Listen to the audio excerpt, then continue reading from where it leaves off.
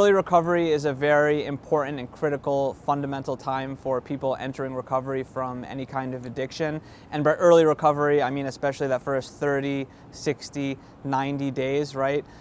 Those are the times that you're really going to be changing your habits, changing your lifestyle. So the things that you do in early recovery are also going to be laying the foundation for really your life to come. And really the things that you do in early recovery, hopefully, will be the things that, keep you in recovery long term. So number one is I always encourage my patients to get honest. And the most important person that they have to get honest with is themselves, right? So being honest about, do they really want to be in recovery, or do they still want to, play around?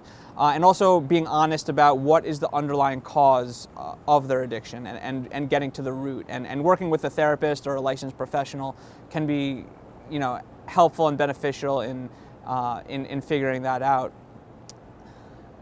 Another thing that I really encourage people to do in early recovery is to get a support system and to get a mentor.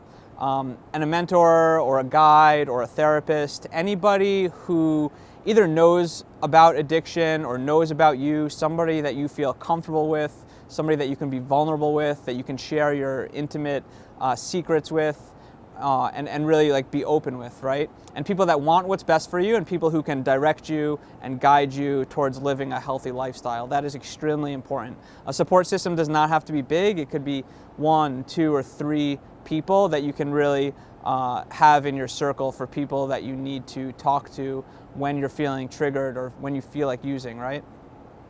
Another thing that is important in recovery is I believe, to have a schedule, to have a routine. Sometimes when people are in active addiction, the life is kind of chaotic, it's hectic. When you build a schedule, you're less likely to kind of deviate and just go with the flow, and maybe you get invited to this party, and is it a good idea to go? But if you already have kind of a schedule set, you know how to get from point A to point B, and you're less likely to kind of go a different way.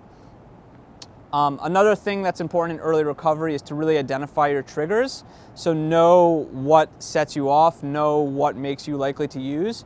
So for example, if it's walking by a particular bar or speaking with a particular person, then those are places or people that you may want to avoid.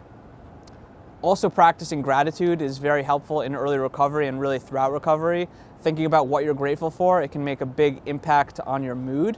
And I also, and probably one of the biggest things for people in early recovery and throughout recovery, is to take care of themselves. And what I mean by take care of yourselves is to practice healthy habits, self-care routines. It could be exercising, it could be eating well, it could be making sure you're getting enough sleep, and practicing those things that will be beneficial for your overall health and ultimately for your recovery.